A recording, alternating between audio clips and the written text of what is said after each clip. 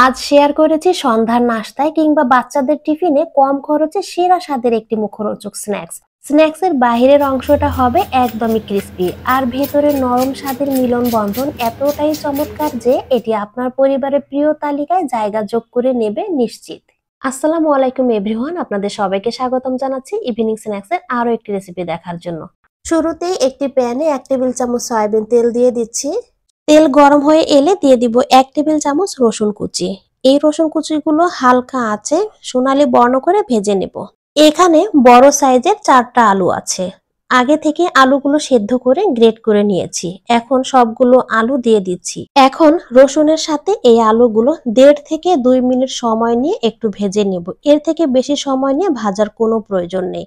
আলুগুলো অবশ্যই গ্রেট করে নিতে হবে। আর গ্রেট করে নিলে হয় কি, নাস্তার শেপগুলো খুব সুন্দরভাবে মসৃণ হয়ে তৈরি হবে। আর বাইন্ডিং যত মসৃণ হবে নাস্তাগুলো কিন্তু ভাজার সময় ততই সুন্দরভাবে ক্রিস্পি হয়ে যাবে। তো এখন কিন্তু আলুগুলো ভাজা হয়ে গেছে, তুলে নিচ্ছি। ভাজা আলুগুলো ঠান্ডা হয়ে গেছে। এখন অ্যাড করে দিচ্ছি 2 চা চামচ কালো গোলমরিচের গুঁড়া, 1 চা চামচ চিলি ফ্লেক্স। টেস্ট বাড়িয়ে তোলার জন্য ব্যবহার করছি চিমটি পরিমাণ টেস্টিং সল্ট। এটা অপশনাল, আপনারা চাইলে স্কিপ করতে পারবেন। এখন দিয়ে দিচ্ছি 1 কাপ গুঁড়া দুধ, সেই সাথে দেব 1 কাপ কর্নফ্লাওয়ার, এটা মুচমুচে ভাব নিয়ে আসবে। আর পরিমাণ মতো কিছুটা লবণ। এ সকল উপকরণগুলো আলুর সাথে খুব ভালোভাবে মিশিয়ে নিতে হবে। এবার আলুর মিশ্রণ একদম রেডি। হাতে সামান্য পরিমাণ তেল মেখে নেব। তারপর পরিমাণ মতো কিছুটা মিশ্রণ নিয়ে নাস্তাটির শেপ তৈরি করে নেব। বাচ্চারা যেন খেতে ভীষণ স্বাচ্ছন্দ্য বোধ করে, তাই এখানে আমি কিছুটা চিজ ব্যবহার করছি। এটা অপশনাল, আপনি চাইলে স্কিপ করতে পারবেন। এখন চারপাশ থেকে আলুর মিশ্রণ দিয়ে চিজটাকে খুব ভালোভাবে কভার করে নেব। এমন ভাবে কভার করতে হবে যেন ভাজার সময় চিজ বের হয়ে না আসে।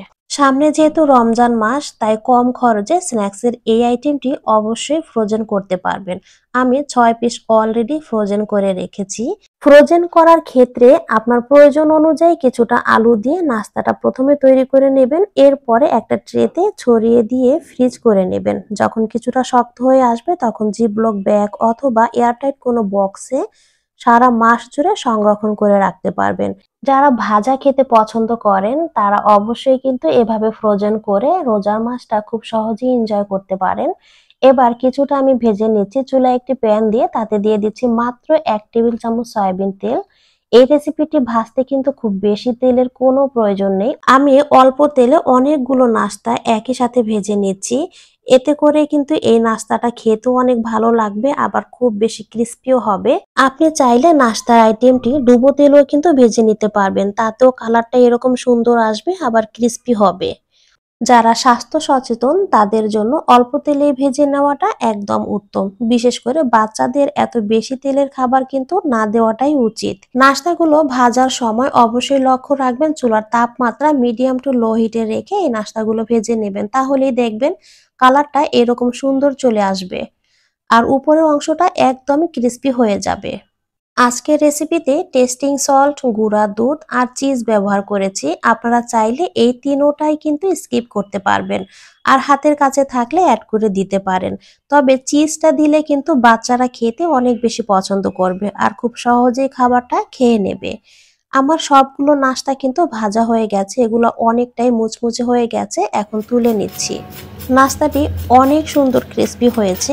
সেম প্রসেস ফলো করে আপনি তৈরি করলেও বুঝতে পারবেন এটা কতটা সুন্দরভাবে ক্রিস্পি হয়ে যায়।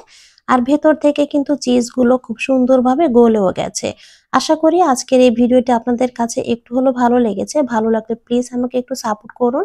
আবার নতুন কোনো রেসিপি নিয়ে আপনাদের সাথে কথা হবে। আল্লাহ হাফেজ।